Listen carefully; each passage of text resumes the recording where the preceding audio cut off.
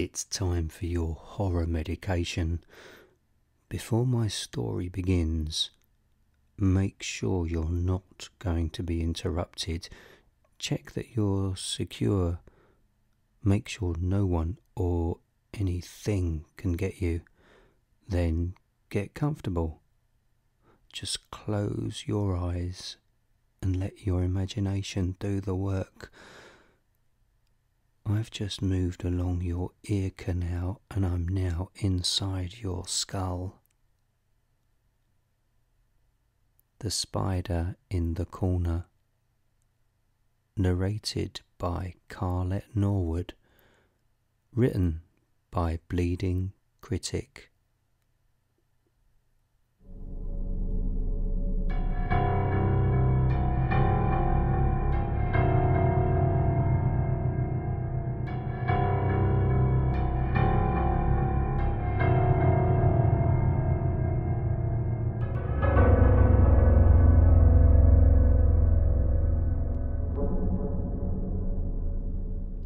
Angry wind outside the family home.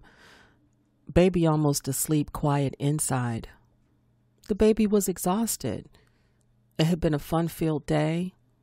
The smells, colors, and shapes of Dad and Mom gave her security and comfort. Baby thought about the 9 months she'd lived and grew in her mother's womb. She remembered the soothing effect of listening to classical music. Baby Suzanne had been fed, bathed, and entertained by her dad, who tried to read her a gentle story. Suzanne loved her crib. She loved the nighttime silence. She smiled listening to her mom and dad talking, laughing, and loving downstairs. Baby Suzanne was almost asleep. Tiny, beautiful blue eyes, still open, gazed into her bedroom's darkness. Her bedroom was small, but not claustrophobic. Baby loved her environment, and she knew she was safe and loved by her giant parents. Baby sensed something was different about her room. Her tiny brain tried to work out what had changed. Her eyes had now adapted to the night dark. She recognized the usual shapes, but she did not recognize the black shadow 3 meters away from her vulnerable body. In the upper corner of her room was a blackness that wasn't there before.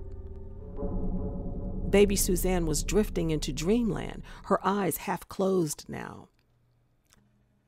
Suddenly, her eyes opened wide, her frail body tensed when the tapping and scuttling sound started. Her wide eyes focused on the dark shadow in the corner. It wasn't there anymore. Baby wasn't scared. She was curious. Whatever was making the sound on the wooden floor moved very fast. Baby listened. Then, the scuttling in the dark stopped. The silence was just enough time for Baby Suzanne to continue down the pink, fluffy spiral to restful, deep sleep. A few hours passed. Sweet home was dead silent. Dad and Mom spooning in a deep sleep. Baby Suzanne had a terrifying dream. She woke up wanting Mommy to comfort her, the only way mummies can. She started to cry, but no screeching sound came out of her tiny mouth. She went to move, but Baby couldn't. She was overheating. She was lying in her cold, damp sweat. Baby Suzanne was confused. She was terrified. She didn't understand what had happened. Baby managed to move her eyeballs around their tender sockets. Tears managed to escape and fall from her tired eyes. She noticed the dark hand-like shape in the corner. She watched as it jumped into her cot. The shape reminded her of Daddy's large hands, but this hand had much longer fingers, and more of them. It kept still, just below Baby's tiny left foot. When Baby Suzanne was previously asleep, the spider injected venom, paralyzing her infant central nervous system. Suddenly, the huge spider scuttled fast up the soft baby body towards its hot head. Then the black spider contorted itself through Suzanne's tiny mouth, burrowing into baby throat. It laid 13 eggs inside the esophagus. Throughout this ordeal, Baby Suzanne was awake. She felt everything, unable to scream for help. After a further 3 hours of pain and discomfort, it was just too much for baby Suzanne's tiny frame to cope with. No one knew what really happened to baby Suzanne. The doctor recorded her sudden departure as a crib death. I'm the voice of the spider demon. I occasionally attack babies. I'm a spiritually powerful demon. Yes, it was me. I laid my eggs in baby Suzanne's throat, ending her short life. But because of my demonic actions, I actually saved many people from suffering and pain in the future. Yes, my powers show me your true future. If Suzanne lived, she would have caused her parents to split up due to stress. She'd be a nasty piece of work as a violent teenager. When she becomes a young mother of 3, she'd emotionally neglect her children and manipulate social services so they wouldn't intervene. The negative cycle would continue, and her oldest child stabbing the youngest in the heart. Suzanne's middle child would commit suicide due to guilt and loneliness.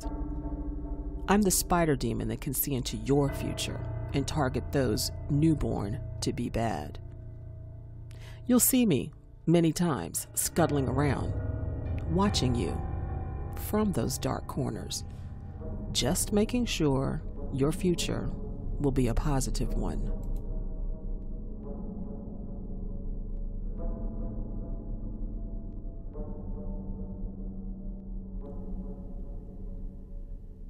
You've just listened to The Spider in the Corner, narrated by Carlette Norwood, written by Bleeding Critic.